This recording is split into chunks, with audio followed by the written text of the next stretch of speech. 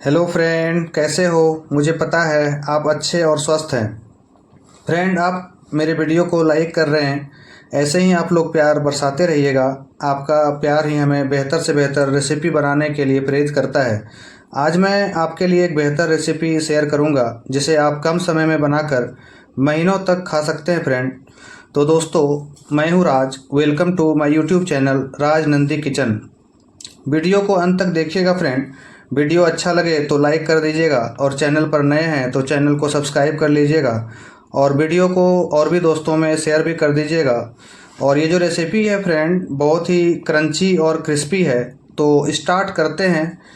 मैंने 1 कप फुला हुआ मूंग लिया है, साथ ही आधा कप लिया है फुला हुआ चना, और 1 आलू जिसको अच्छे तरीके से मैंने छिलके को अच्छे से छील लिया है।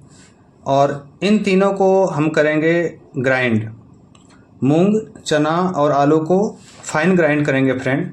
तो मैंने तीनों को जार में डाल दिया है। ध्यान रखना है फ्रेंड इस जगह कि जो पेस्ट बनेगा इसका पूरा फाइन होना चाहिए। इसमें 2 हरी मिर्च मैंने डाला है और 1 चम्मच धनिया पत्ता। अब इसको हम करते हैं ग्राइंड और देखते हैं कैसा ग्राइंड हो रहा है। तो फ्रेंड, ये मेरा ग्राइंड हो चुका है। वाह, बहुत बढ़िया ग्राइंड हुआ है, बिल्कुल फाइन ग्राइंड हुआ है फ्रेंड। इस तरह से देख रहे हैं आप। इसी तरह से फ्रेंड ग्राइंड करना है, इसे बिल्कुल ही फाइन ग्राइंड करना है। और अब हम जो ये पेस्ट बन गया है उसको हम निकाल लेते हैं। और जब पूरी तरह से ये निकल जाएगा तो इसमें हम ऐड करेंगे कुछ मसाले। इसमें मैंने आधा चम्मच हल्दी पाउडर, आधा चम्मच जीरा पाउडर, आधा चम्मच धनिया पाउडर और 1 चम्मच मैंने इसमें डाला है लाल मिर्च पाउडर। साथ ही और 4 मसाले इसमें: कश्मीरी लाल मिर्च, चाट मसाला 1 चम्मच, आधा चम्मच पाव भाजी मसाला और आधा चम्मच मैंने इसमें डाला है आमचूर पाउडर। ये चारों इसमें मैंने डाल दिया है। साथ ही 1 चम्मच नमक और आधा चम्मच काला नमक और आधा चम्मच मैंने इसमें डाला है लहसुन अदरक का पेस्ट और आधा चम्मच मैंने इसमें डाल दिया कसूरी मेथी। साथ ही इसमें ऐड कर रहा हूँ ये कड़ी पत्ता। ये सूखा हुआ कड़ी पत्ता है, इसको मैंने अच्छे से क्रश कर लिया है और क्रश करके इसको हम इसमें डाल देंगे। ये जितना चीज़ फ्रेंड मैंने इसमें ऐड किया है बहुत ही बेहतर स्वाद आएगा। साथ ही मैंने 2 कप बेसन लिया है, चना का बेसन। तो फ्रेंड 2 कप जो बेसन लिया है इसको धीरे धीरे इसमें मिलाते जाना है और तब तक मिलाना है जब तक ये जो डो बनाएंगे हम, वो डो अच्छे से बन जाए और ज़्यादा ना तो ये गीला रहे और ना तो टाइट हो। ऐसा डो हो जिससे नमकीन का शेप जो है वो अच्छे से बन जाए। तो जो मैंने पहले बेसन चना का मिलाया था उससे जो डो है वो अच्छे से नहीं बन रहा था, तो और मैंने ऐड कर दिया। तो फ्रेंड, इसी तरह से आप थोड़ा थोड़ा मिलाकर देख लेना और जब ये डो अच्छे से बन जाएगा तो फिर आप इसमें मुझे ऐड करना है सूजी।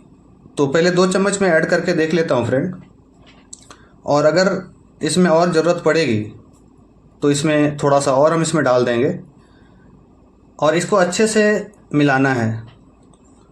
2 चम्मच इसमें और ऐड कर रहा हूँ सूजी फ्रेंड, इसलिए कि डो मेरा सही से अभी टाइट नहीं हुआ है, अभी थोड़ा सा गीला ही है। क्योंकि अगर गीला रहेगा तो जो नमकीन का शेप हम बनाएंगे वो अच्छे से नहीं बन पाएगा और क्रंची और क्रिस्पी नहीं बन पाएगा। तो देख रहे हैं अब ये बनकर तैयार है। अच्छे से जो फिंगर प्रेस कर रहा हूँ तो देख रहे हैं आप। और इसको 10 मिनट के लिए हमने छोड़ दिया है। 10 मिनट होगा तो इसको फिर हम फ्राई करेंगे।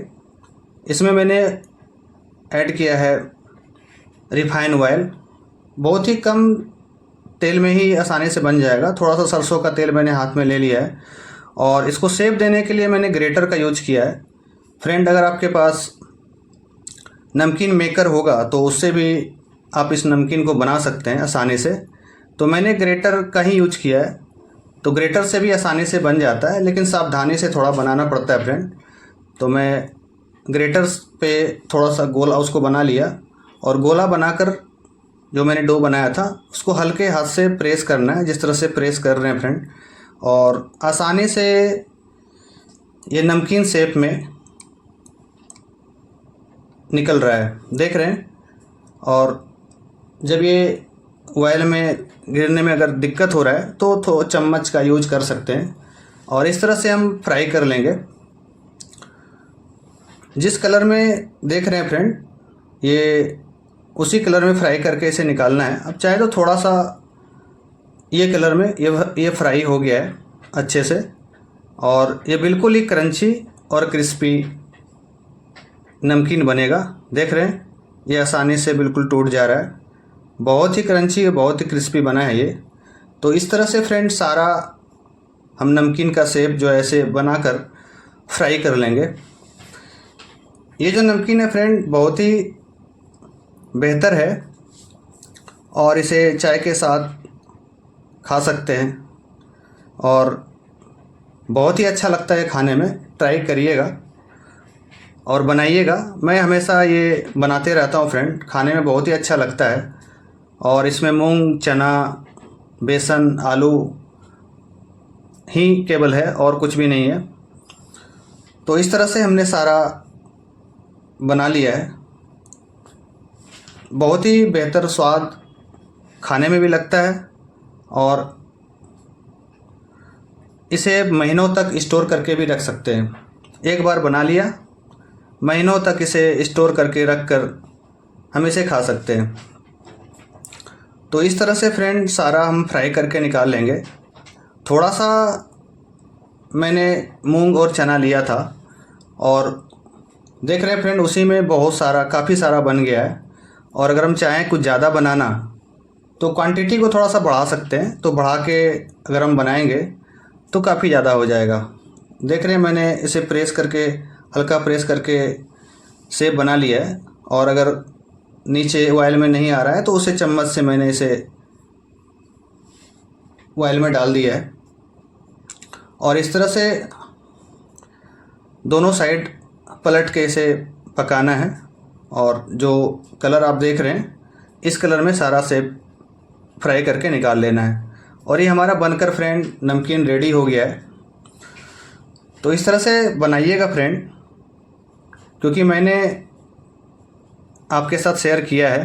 ये बहुत अभी गर्म है, देख रहे हैं कितना अच्छा बना है, और ये आसानी से टूट जा रहा है, क्रंची है, क्रिस्पी है फ्रेंड। अब इसको हम अच्छे से स्टोर अगर करें तो काफ़ी दिनों तक इसे हम खा सकते हैं, और बच्चों को भी इसे दे सकते हैं, और बड़े तो खा ही सकते हैं। तो मैंने इसे एक डब्बे में एयर टाइट डब्बे में स्टोर कर लिया है फ्रेंड। तो इस तरह से बनाकर स्टोर करके बहुत ही कम समय में बन जाता है ये, और जो हमारे घर में मौजूद इंग्रेडिएंट्स हैं उसी से ही सारा बनकर रेडी हो जाता है।